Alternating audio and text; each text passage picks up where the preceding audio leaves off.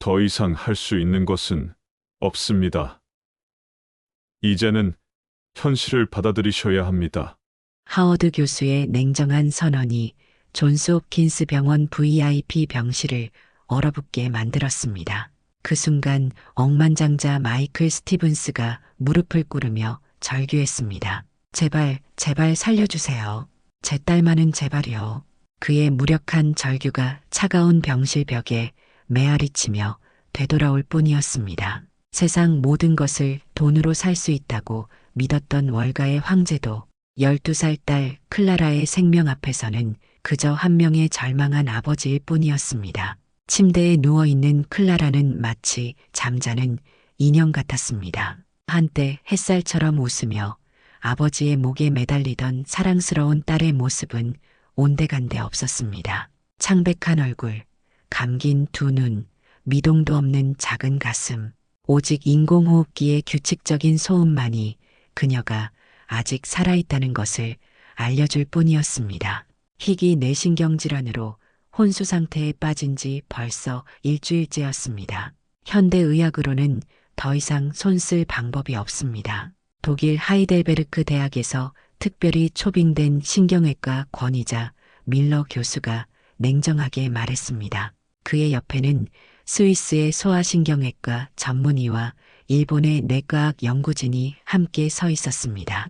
전 세계에서 모인 최고의 의료진들이었지만 그들의 표정은 모두 절망으로 일그러져 있었습니다. CT와 MRI 결과를 보십시오.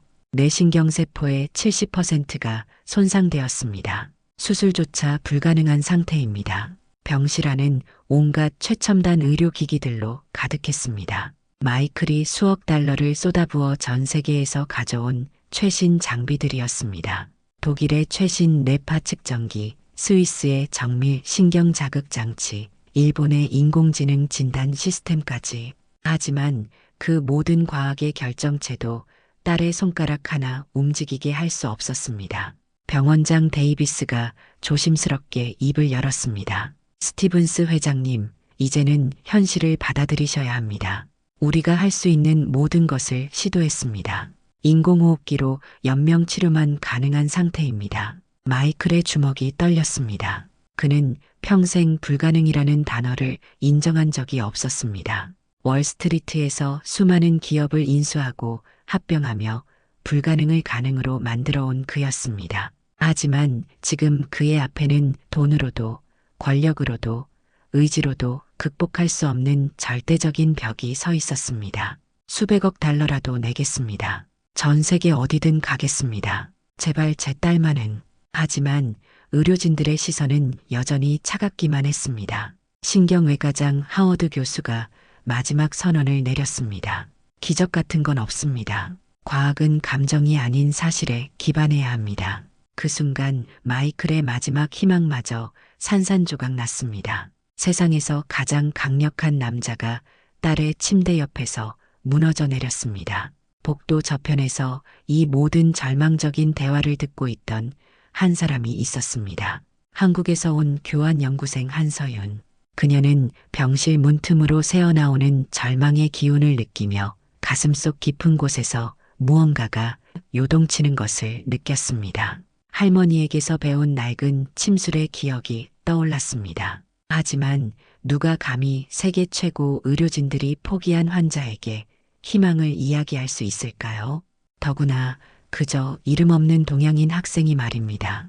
그 순간 병실 문이 조심스럽게 열렸습니다. 모든 시선이 문 쪽으로 향했습니다. 그곳에 한 명의 젊은 동양 여성이 서 있었습니다. 한서윤이었습니다. 죄송합니다. 제가 환자를 한번 봐도 될까요?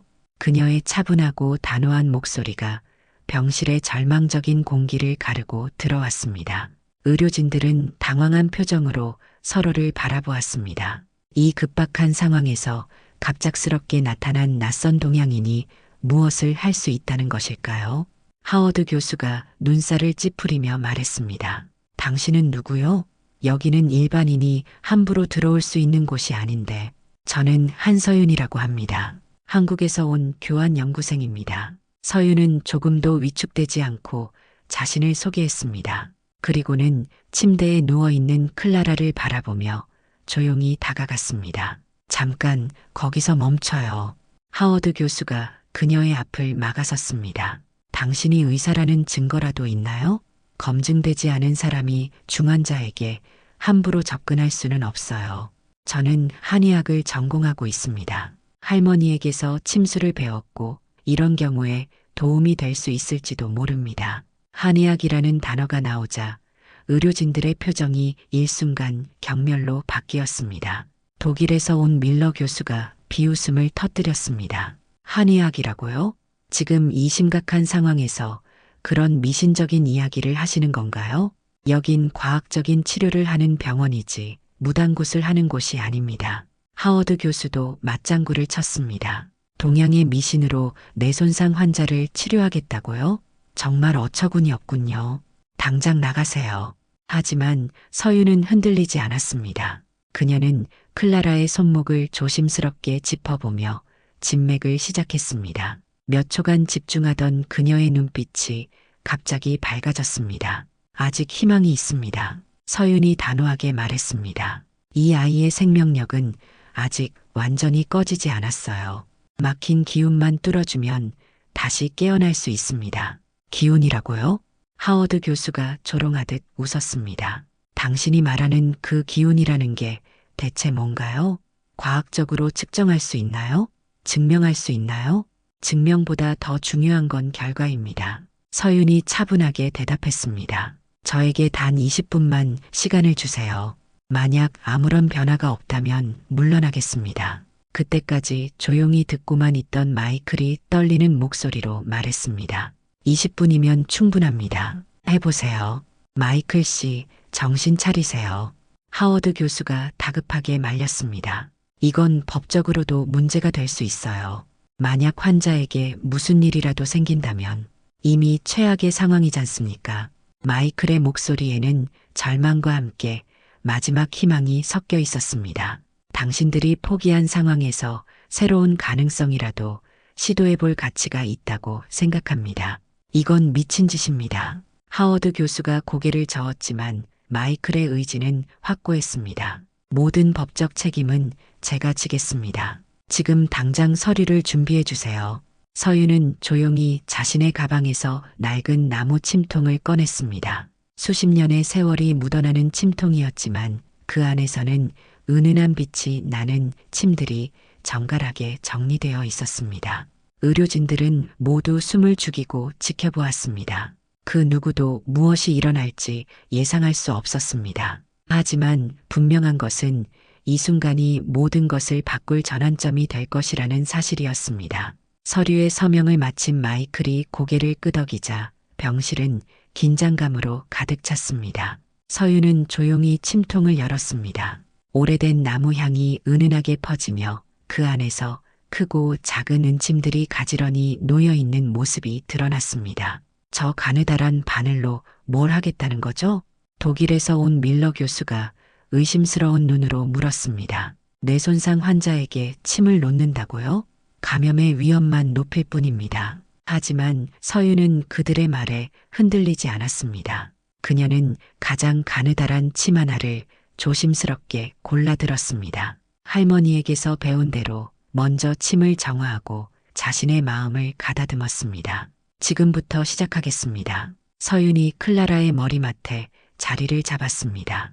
그녀는 클라라의 머리를 부드럽게 만지며 혈자리를 찾기 시작했습니다. 백회혈, 사신총혈, 인당혈, 할머니가 가르쳐 주신 중요한 혈자리들이었습니다. 설마 저 아이 머리에 바늘을 꽂겠다는 건 아니겠죠? 하워드 교수가 경악하며 소리쳤습니다. 당장 그만두세요. 이건 아동학대나 다름없습니다. 조용히 해주세요. 서윤이 단호하게 말했습니다. 집중이 흐트러지면 정확한 혈자리를 찾을 수 없습니다. 서윤은 첫 번째 침을 클라라의 정수리 백회혈에 조심스럽게 꽂았습니다. 침이 피부를 뚫고 들어가는 순간 병실 안은 숨막히는 정적에 휩싸였습니다. 모든 사람들이 숨을 죽이고 지켜보았습니다. 이어서 두 번째, 세 번째 침이 사신총혈과 인당혈에 정확하게 들어갔습니다. 서윤의 손놀림은 한치의 오차도 없이 정확했습니다. 수년간 할머니에게서 배운 침술 실력이 빛을 발하는 순간이었습니다. 미친 짓이야. 하워드 교수가 중얼거렸지만 그의 목소리에는 이전과 달리 약간의 경외감이 섞여 있었습니다. 서윤의 침술 실력이 예상보다 훨씬 정교했기 때문입니다. 마이클은 딸의 얼굴에서 눈을 떼지 못했습니다. 클라라의 창백했던 얼굴에 미묘한 변화가 일어나고 있는 것 같았습니다. 착각일까요? 아니면 정말로 혈색이 조금씩 돌아오고 있는 것일까요? 10분이 지났습니다. 간호사가 조용히 시간을 알렸습니다. 하지만 아직 뚜렷한 변화는 보이지 않았습니다. 역시 헛된 기대였군요. 하워드 교수가 실망한 듯 고개를 저었습니다. 이제 그만하고 현실을 받아들이시죠. 하지만 서윤은 계속해서 침에 미세한 자극을 가하고 있었습니다. 그녀는 클라라의 몸속에서 막혀있던 기운이 조금씩 움직이기 시작하는 것을 느꼈습니다. 15분입니다. 시간은 계속 흘렀지만 여전히 눈에 띄는 변화는 없었습니다. 의료진들의 냉소적인 시선이 더욱 강해졌습니다. 그때였습니다. 20분이 거의 다 되어갈 무렵 클라라의 오른쪽 새끼손가락이 아주 미세하게 움찔했습니다. 그것은 거의 눈에 보이지 않을 정도의 작은 움직임이었지만 그 순간 병실의 모든 소음이 멈춘 것 같았습니다. 지금 뭔가 움직이지 않았나요? 마이클이 떨리는 목소리로 물었습니다. 모든 사람들의 시선이 클라라의 손에 집중되었습니다. 잠시 후 다시 한번 손가락이 움직였습니다. 이번에는 더 분명하게. 세상에. 간호사가 작은 탄성을 내뱉었습니다. 심전도 모니터의 수치가 변하기 시작했습니다. 심박수가 50에서 60으로 다시 70으로 조금씩 올라갔습니다. 호흡도 더 안정적으로 바뀌었습니다. 하워드 교수는 믿을 수 없다는 표정으로 모니터를 바라보았습니다. 과학적으로 설명할 수 없는 일이 눈앞에서 벌어지고 있었습니다. 이런 일이 어떻게 가능한 거죠? 독일 밀러 교수가 당황한 목소리로 물었습니다. 서윤은 조심스럽게 침을 하나씩 제거하기 시작했습니다. 그녀의 얼굴에는 안도감과 함께 깊은 책임감이 느껴졌습니다.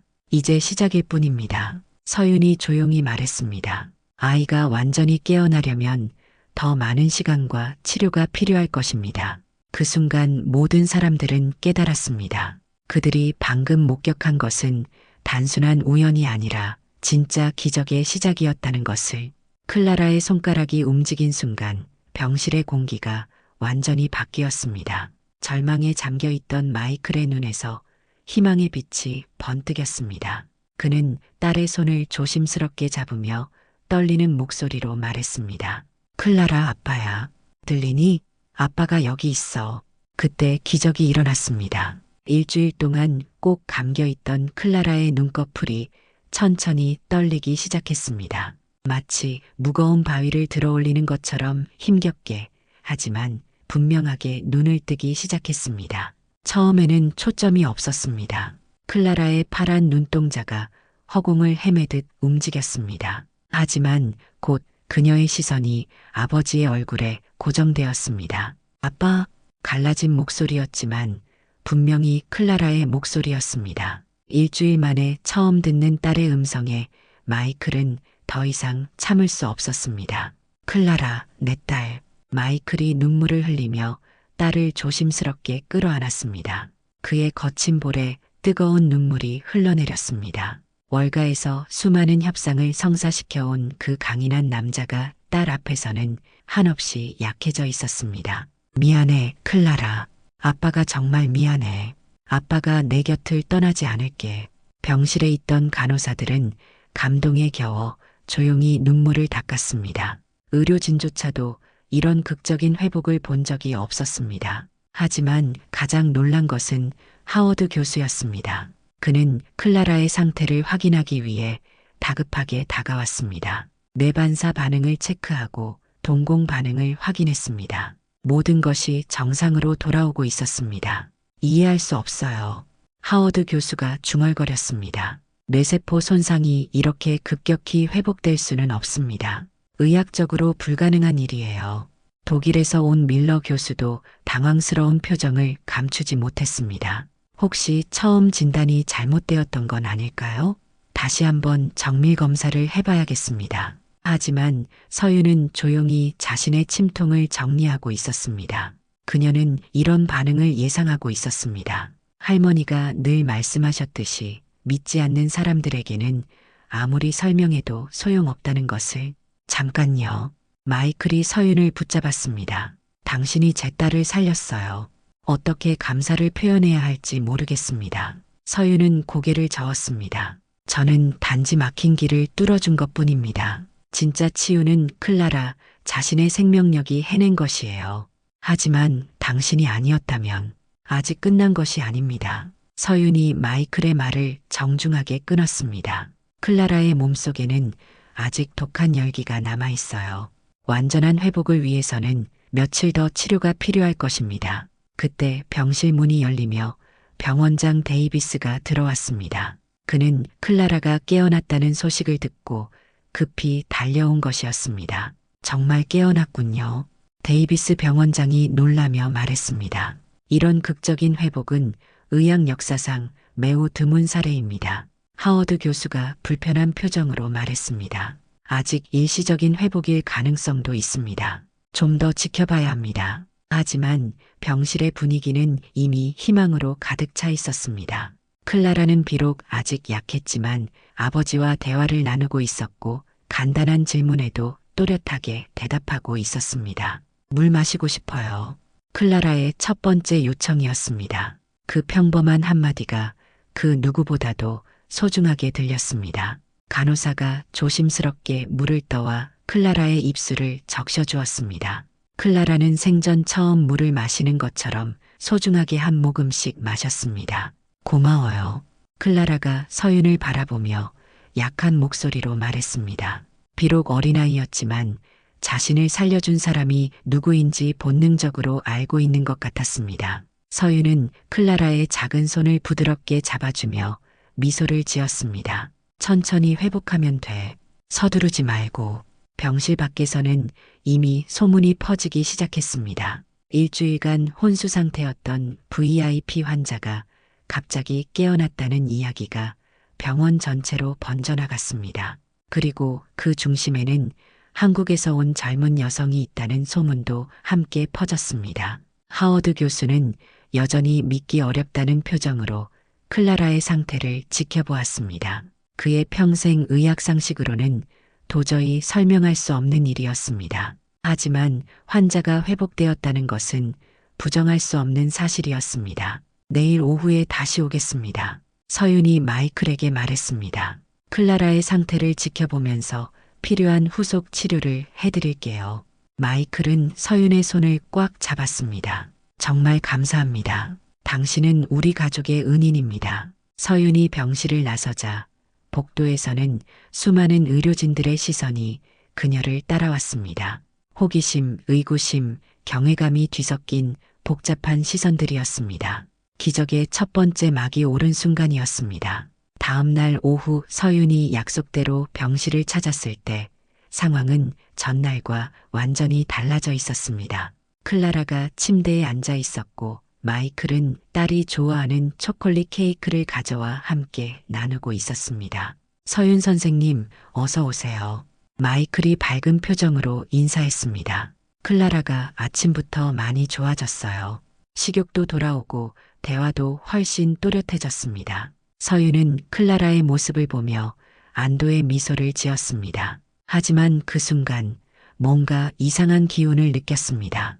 클라라의 얼굴이 평소보다 붉어져 있었고 눈빛이 조금 어수선해 보였습니다. 클라라, 기분이 어때? 서윤이 조심스럽게 물었습니다. 좋아요. 정말 배고팠는데 아빠가 케이크를 가져와 주셔서.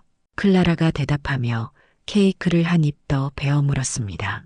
그 순간이었습니다. 갑자기 클라라의 얼굴이 일그러지며 몸이 경직되기 시작했습니다. 케이크 조각이 입에서 떨어졌고 그녀의 몸이 심하게 떨리기 시작했습니다. 클라라, 클라라.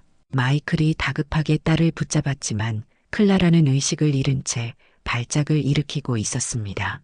경보음이 울리기 시작했습니다. 심전도 수치가 급격히 떨어지고 호흡이 불안정해졌습니다. 간호사들이 급히 달려왔고 곧이어 하워드 교수와 의료진들이 병실로 몰려들었습니다. 역시 일시적인 회복이었군요. 하워드 교수가 냉정하게 말했습니다. 기적 같은 건 없다고 했잖습니까? 잠깐 좋아진 것처럼 보였을 뿐이에요.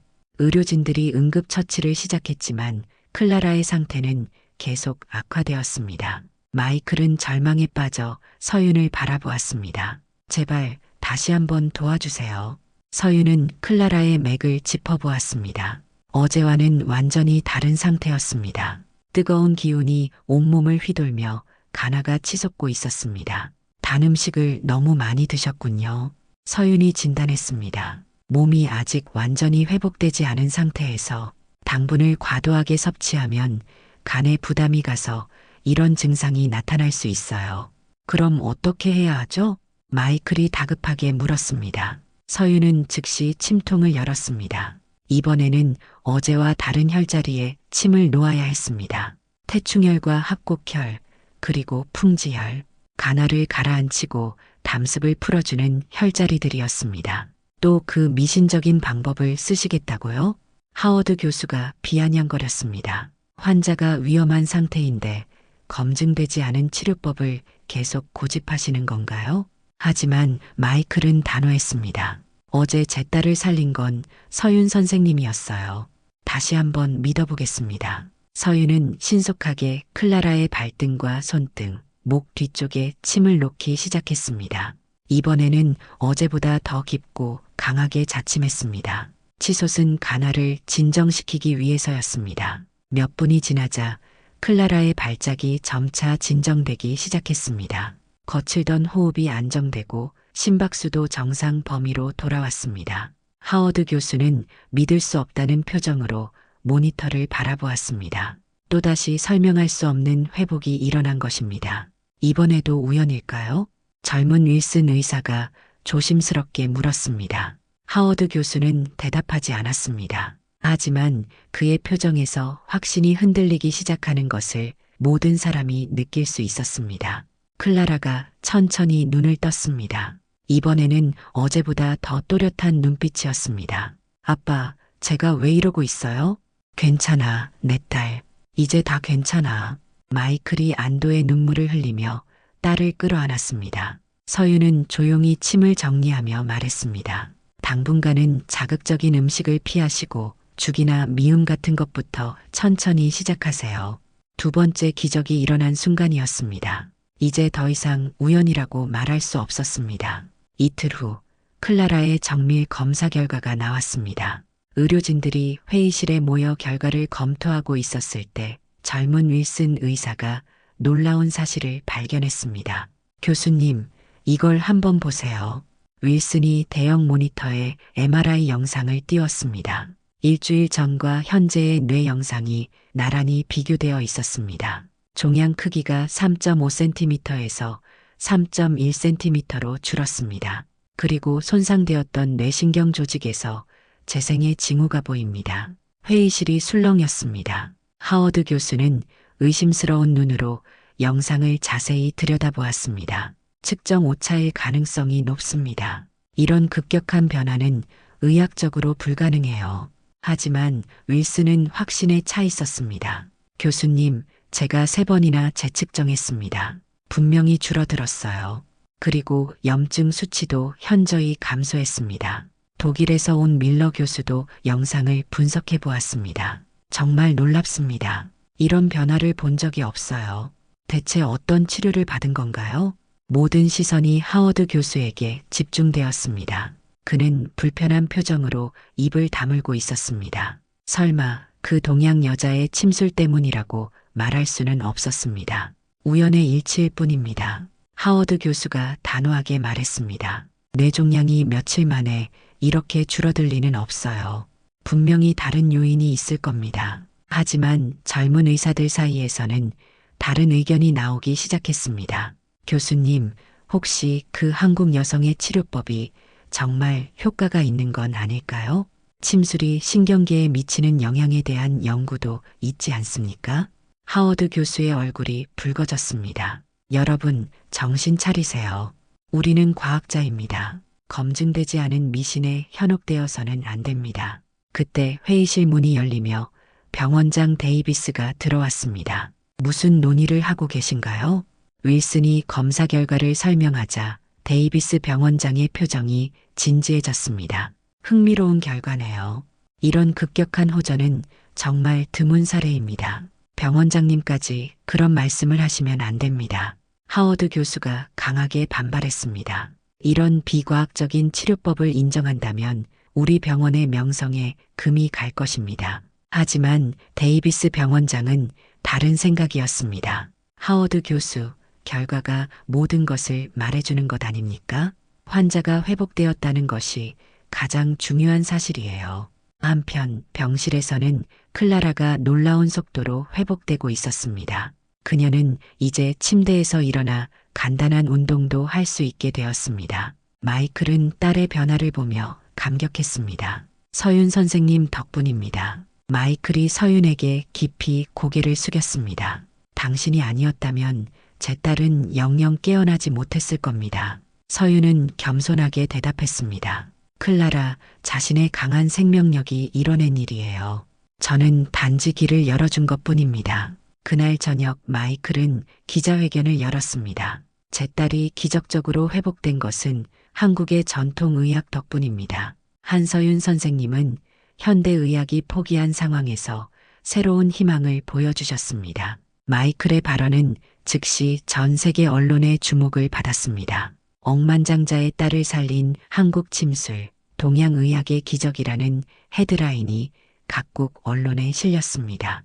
병원 내부는 두 개의 진영으로 나뉘었습니다. 하워드 교수를 중심으로 한 보수적인 의사들은 여전히 회의적이었지만 젊은 의사들과 간병 스태프들은 점차 서윤의 치료법에 관심을 보이기 시작했습니다. 윌슨 의사는 서윤을 찾아가 말했습니다. 선생님의 치료법을 더 자세히 배우고 싶습니다. 정말 신기해요. 서윤은 미소를 지으며 대답했습니다. 관심을 가져주셔서 감사해요. 하지만 이것은 단순한 기술이 아니라 철학입니다. 환자를 바라보는 관점부터 달라져야 해요. 서양 의학의 견고한 벽에 첫 번째 균열이 생기기 시작한 순간이었습니다. 클라라의 소식이 퍼지면서 병원에는 예상치 못한 일이 벌어졌습니다. 다른 중환자 가족들이 서윤에게 도움을 요청하기 시작한 것입니다. 하지만 병원 측에서는 이를 강력히 제지했습니다. 그런데 그날 오후 응급실에 심정지 환자가 실려왔습니다. 50대 남성으로 건설 현장에서 갑자기 쓰러진 환자였습니다. 심폐소생술 시작합니다. 응급의학과 의사들이 전력을 다해 CPR을 실시했습니다. 하지만 20분이 지나도록 환자는 반응을 보이지 않았습니다. 시간을 확인합니다. 오후 3시 45분 사망을 선언합니다. 응급실 책임의사가 안타까운 표정으로 말했습니다. 환자의 아내와 아들이 오열하며 남편과 아버지의 시신에 매달렸습니다. 안 돼요. 아직 포기하면 안 돼요.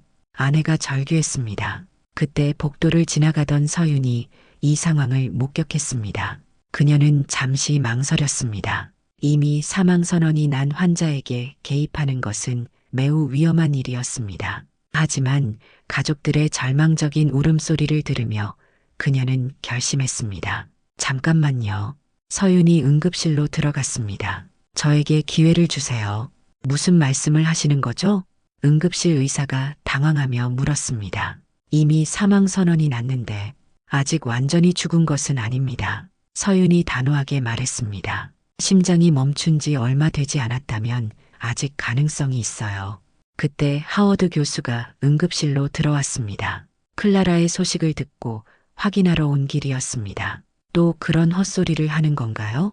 하워드 교수가 냉소적으로 말했습니다. 이미 죽은 사람을 살린다고요? 이제는 정말 선을 넘었군요. 하지만 환자의 아내가 서윤의 앞에 무릎을 꿇었습니다. 제발이요. 한 번만 시도해 주세요. 제발이요. 서윤은 더 이상 주저하지 않았습니다. 그녀는 침통을 꺼내 가장 긴 침을 선택했습니다. 인중혈과 백회혈 그리고 용천혈에 자침하겠습니다. 서윤이 설명했습니다. 이 혈자리들은 의식을 되찾고 심장 기능을 회복시키는데 도움이 됩니다. 하워드 교수가 서윤을 막으려 했지만 환자 가족들이 그를 말렸습니다. 제발 방해하지 마세요. 서윤은 환자의 인중에 첫 번째 침을 깊게 꽂았습니다. 이어서 정수리 백회열과 발바닥 용천혈에도 침을 놓았습니다. 그리고는 침에 강한 자극을 가했습니다. 마치 멈춘 시계의 태엽을 다시 감는 것처럼 정지된 생명력을 다시 깨우려는 듯 했습니다. 5분이 지났습니다. 아무런 반응이 없었습니다. 시간 낭비는 그만하세요. 하워드 교수가 비아냥거렸습니다. 하지만 서윤은 포기하지 않았습니다. 그녀는 더 강하게 침을 돌리며 자신의 모든 기운을 환자에게 집중했습니다. 10분이 지났을 때였습니다. 갑자기 심전도 모니터에서 미약한 신호가 감지되었습니다. 잠깐 뭔가 나타나고 있어요. 간호사가 놀라며 소리쳤습니다. 심전도 그래프에 작은 파형이 나타나기 시작했습니다. 처음에는 아주 미약했지만 점차 규칙적인 리듬을 되찾아가고 있었습니다. 심장이 뛰고 있어요. 응급실 의사가 믿을 수 없다는 표정으로 말했습니다. 환자의 가슴이 미약하게 움직이기 시작했습니다. 그리고 얼굴에 혈색이 돌아오기 시작했습니다. 여보, 여보. 아내가 남편의 손을 잡고 불렀습니다. 환자가 천천히 눈을 떴습니다. 초점이 없었지만 분명히 살아 있었습니다. 응급실이 경악과 감탄의 소리로 가득 찼습니다. 이미 사망 선언이 난 환자가 다시 살아난 것입니다. 하워드 교수는 할 말을 잃었습니다. 이것은 더 이상 우연이나 착각으로 설명할 수 없는 명백한 기적이었습니다. 어떻게 이런 일이 가능한 거죠? 젊은 의사가 서윤에게 물었습니다. 서윤은 땀을 닦으며 조용히 대답했습니다. 생명은 우리가 생각하는 것보다 훨씬 강합니다. 때로는 그 강한 생명력을 일깨워주는 것만으로도 기적이 일어날 수 있어요. 두 번째 기적이 일어난 순간 병원 전체가 술렁이기 시작했습니다. 이제 더 이상 서윤을 무시할 수 없게 되었습니다. 두 번째 기적의 소식은 번개처럼 전 세계로 퍼져나갔습니다. CNN, BBC, 뉴욕타임스 등 주요 언론들이 한국 학생이 억만장자의 딸을 구하고 심정지 환자를 되살렸다라는 헤드라인으로 대서특필했습니다. 하루아침에 서윤은 전 세계가 주목하는 인물이 되었습니다. 병원 앞에는 각국의 기자들이 몰려들었고 수많은 환자 가족들이 기적을 바라며 찾아왔습니다. WHO 사무총장이 직접 서윤에게 연락을 취해왔습니다. 한서윤 박사님, 세계보건기구에서 동서의학 융합 연구 프로젝트의 책임자로 당신을 초청하고 싶습니다. 하버드 의대에서도 초청 강연과 공동 연구를 제안해 왔습니다. 전 세계 유수의 의과 대학들이 그녀의 치료법을 배우고 싶어 했습니다. 하지만 가장 극적인 변화는 존스 홉킨스 병원 내부에서 일어났습니다.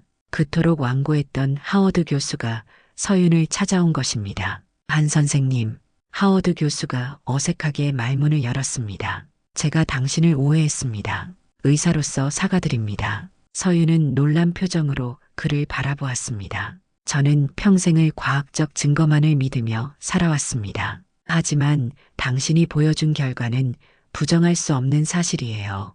하워드 교수는 진심 어린 목소리로 계속했습니다. 당신의 치료법을 배우고 싶습니다. 동양의학과 서양의학을 결합한다면 더 많은 환자를 구할 수 있을 것 같아요.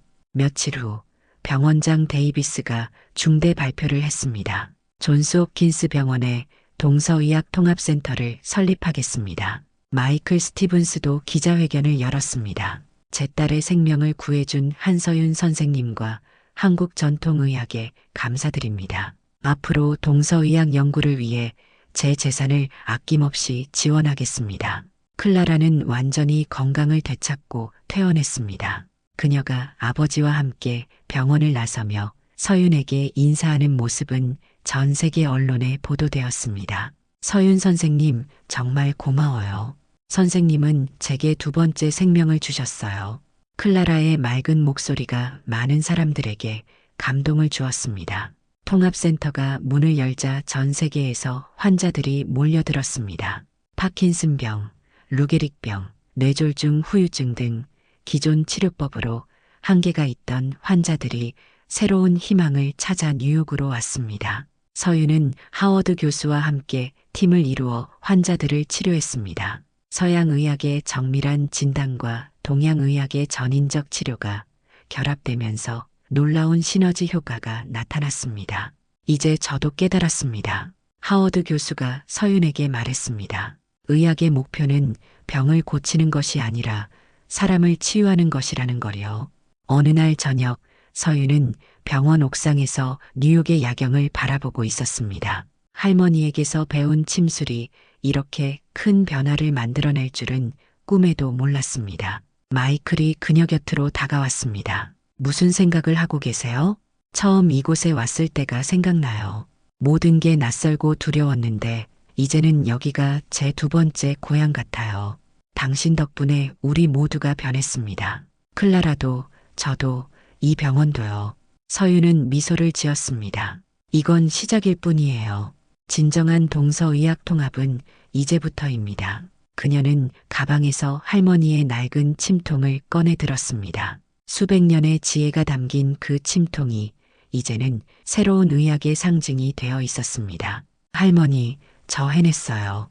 서윤이 하늘을 바라보며 속삭였습니다. 뉴욕의 밤하늘에 별들이 반짝이고 있었습니다.